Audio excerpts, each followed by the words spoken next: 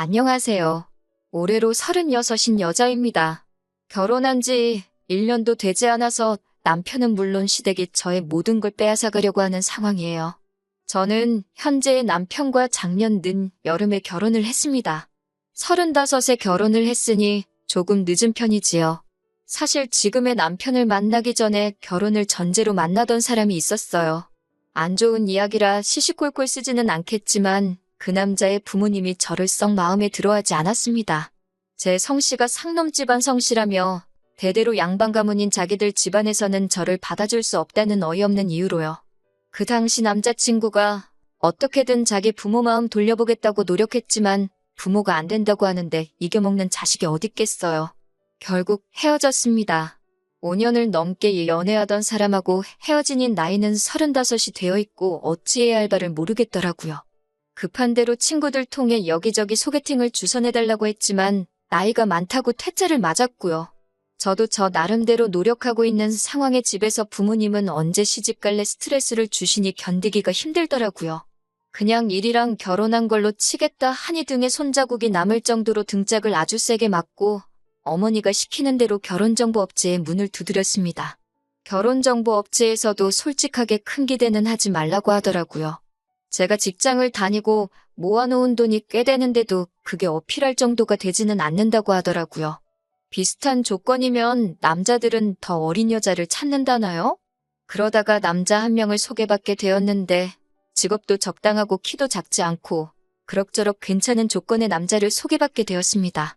자기가 원래 20대 여자도 업체 통해 소개받고 그러는데 30살 넘는 여자는 처음 만나본다는 말을 하더라고요.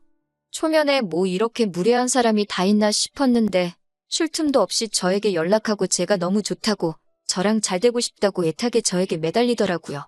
업체 실장님하고 개인적인 친분이 생겨서 사적으로 연락을 몇 번 하고 그랬는데 그 정도면 제 상황에서 가릴 이유가 없다고 괜히 이러다가 1년 지나고 2년 지나고 하면 정말 나중 가서는 한번 다녀온 사람밖에 소개해줄 수 없다는 식으로 이야기해서 저도 뭐 손해볼 게 있나 싶어서 만남을 가지게 되었습니다. 그런데 실제로 만나보니 무례하다기보다는 말하는 게 조금 서툰 사람이라는 느낌을 받았고 제가 그렇게 좋다고 통사정을 하며 매달리는데 그런 모습 때문인가 저도 점점 호감이 가더라고요. 그렇게 저도 결국 마음을 열게 되었고 결혼까지 하게 되었네요. 제가 회사에 몸담은 지는 10년이 넘은 상황이고 모아놓은 돈도 적은 편이 아니었어요. 남편도 적당히 괜찮은 회사 다니면서 그 나이 또래 남자들하고 비교했을 때도 평균 이상의 연봉을 받고 있었고 집은 없었지만 또 결혼한다고 모아놓은 돈도 상당하더라고요. 혼수며 예단이며 그냥 남들 하는 만치만 하고 저도 결혼이 늦은 편이고 남편도 똑같이 늦은 편이다 보니 양가 부모님들 속전속결에 연애시장 6개월 만에 결혼식을 예상했던 것보다 더 빠르게 올리게 되었습니다. 지금 생각해보면 너무 급하게 식을 올린 선택이 결코 옳은 결정이 아니었지만 아무래도 결혼 빨리 하라는 부모님 등살에 못 이겨 저도 시간을 더 드릴 수가 없었습니다. 신혼집은 남편 모은 돈, 저 모은 돈 합쳐서 전세로 들어가게 되었어요. 저도 10년 넘게 직장 생활하면서 모은 돈이 상당했기 때문에 집 구하는데 비용은 거의 반반 똑같이 냈습니다. 혼수랑 예단이 있어서 정확히 말하면 제가 조금 더 쓰긴 했지만 엄청 많이 쓴 건 아니고요. 결혼을 하게 되면 남편은 제가 다니던 회사를 그만두기를 원하더라고요. 대학교 졸업한 시점부터 곧바로 취직해서 정이 든 회사였는데 급여도 어느 정도 선까지 오르니까 더 이상 많이 오르는 느낌도 없고 남편 말 맞다나 36이면 충분히 노산인데 아무튼 우리가 비록 전세이긴 하지만 대출 하나 없이 신혼집도 있고 또 남편의 벌이가 적은 편도 아니다 보니 남편 말대로 하루빨리 저도 자녀 계획을 세워야겠다는 생각에 결국 회사를 그만두는 게 맞다는 생각이 들더라고요. 그래서 아쉽지만 10년을 넘게 일한 회사를 그렇게 하루아침에 그만두게 되었습니다. 그래도 10년이나 일했다고 퇴직금으로 들어온 돈이 상당했어요. 결혼 후에 통장은 따로 관리를 하기로 했었는데 남편이 어느 날 저한테 돈 좀 빌려줄 수 있냐고 물어보더라고요. 자기 여동생, 그러니까 저한테는 신우이죠. 아무튼 신우도 조만간 결혼을 하는데 결혼 자금이 필요하다는 이유였어요. 아무리 빌려주는 거라지만 신우 결혼 자금을 왜 내 돈으로 하냐? 시부모님도 계시지 않느냐 하고 조금 곤란하다는 식으로 나왔더니 원래 자기도 저를 만나 이렇게 일찍 결혼을 하게 될 줄은 몰랐다며. 그러다 보니 우리 신혼집 구하는데 돈을 다 써버린 상황이라고 하더라고요. 원래 신우는 결혼 전제로 만나던 사람이 있었고 남편이 저랑 만나기 전부터 날짜가 정확하게 잡히지는 않았지만 올해쯤 결혼을 올릴 계획이 있었다 하더라고요. 그런데 자기가 예상보다 일찍 결혼하게 되면서 신우한테 쓸 결혼자금까지 시부모님이 미리 땡겨서 쓰신 상황이라고 하더라고요. 잠깐만 빌리는 거고 시부모님이 누구 아는 분한테 빌려준 돈이 꽤 있는데 그 돈을 몇 달 지나서 받기로 했다고. 그러니까 제 돈을 신우한테 먼저 빌려주면 시부모님이 이자 조금 더 쳐서 갚아주실 거라고 이야기했습니다.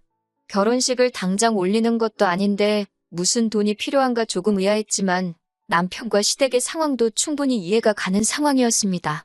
마침 저도 계획에 없던 퇴사로 목돈이 들어온 게 있으니 돈이 없는 상황도 아니었고 이자 조금 쳐서 준다고 하시니 그냥 어디에 투자했다는 느낌으로 생각하고 신우에게 퇴직금으로 들어온 돈 7천만 원을 빌려줬습니다.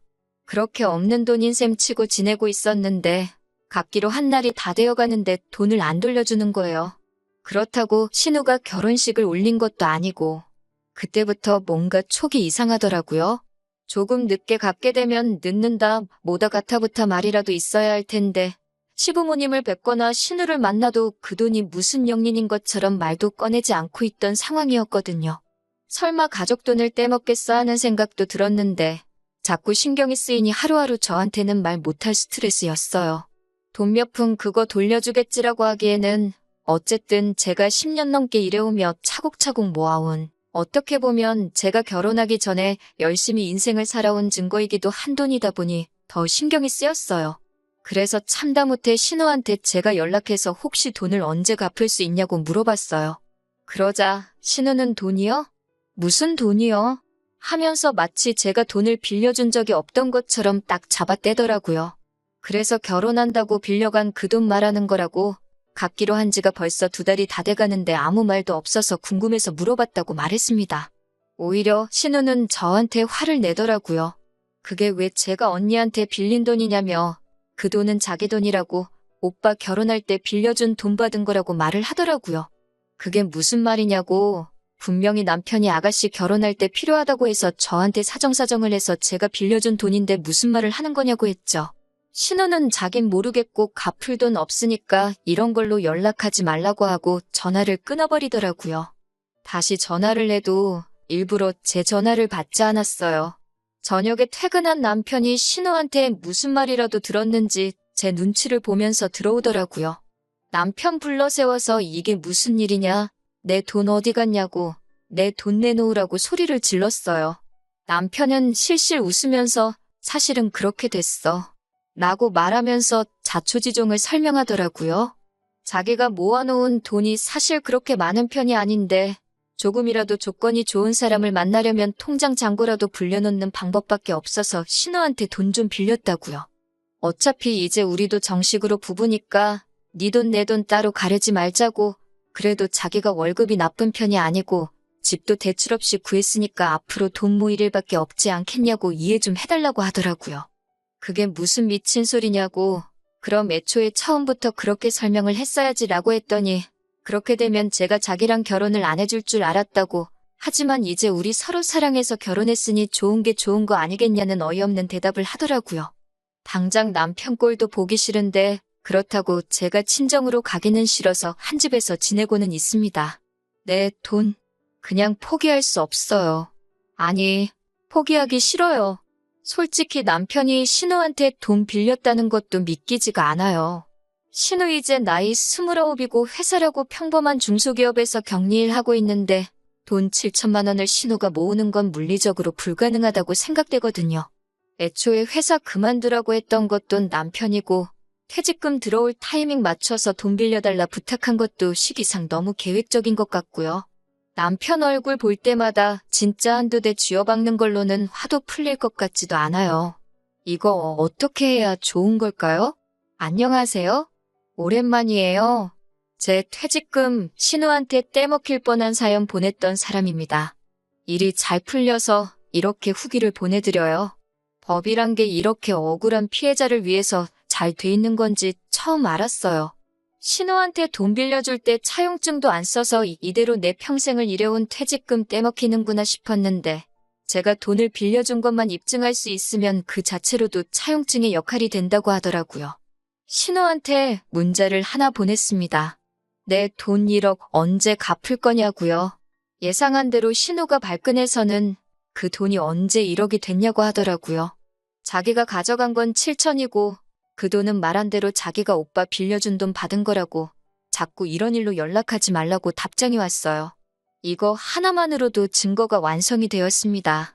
그리고 그 길로 신우를 사기죄로 고소했어요.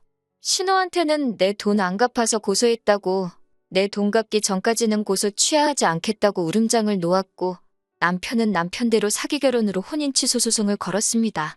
고소당한다고 하니 신우가 울고불고 빌면서 돈을 갚겠다고 하더라고요. 자기 성형수술하는데 써서 지금 돈이 살짝 모자라다고 일단 5천만 원만 돌려받았습니다. 그 돈은 차차 갚아나가기로 했고요. 남편은 사기 결혼을 이유로 위자료 청구까지 해서 제 퇴직금만큼 되는 돈을 지급하기로 되었어요. 다행히 전세로 구한 집은 직구할 때 저희 어머니 말대로 지분 설정을 해놓은 게 있어서 고스란히 돌려받을 수 있었어요. 결국 저는 혼인무효 판결을 받게 되어서 모든 게 제자리로 돌아왔네요. 단지 멀쩡히 다니고 있던 회사를 잃게 되긴 했지만 그래도 전 남편한테 받게 될 위자료가 있고 제 경력이 죽은 것도 아니니 직장은 다시 천천히 알아보려고 해요. 결혼 생활 몇 달 안 했지만 그까짓 것 안 해도 충분히 살 수 있겠더라고요. 오히려 저희 어머니도 자기 때문에 제대로 알아보지도 않고 딸 맘고생 시킨 것 같다고 결혼 안 해도 되니까 저희 행복을 위해 살라고 응원해 주시고 있어요. 얼마 전에 부모님의 반대로 저에게 이별을 고했던 전 남자친구한테서 잘 지내냐는 연락을 받았네요. 저랑 헤어지고 나서 정말 많이 후회했다고요. 부모님하고 영까지 끊을 각오가 되어 있으니 자기랑 다시 만나줄 수 있냐 물어보는데 서류상으로는 깨끗하지만 저 한 번 다녀왔다는 말을 들으면 감당할 수 있을지 싶네요. 아무튼 저의 후기는 이렇게 끝이 났고요. 한 번 떠나간 남자지만 그래도 길게 만난 시간이 있으니 다시 친구부터 한번 시작해볼까 생각하면서 이만 사연 끝내도록 하겠습니다. 좋은 소식 있으면 제가 댓글로나마 제 소식 한번 전하도록 할게요.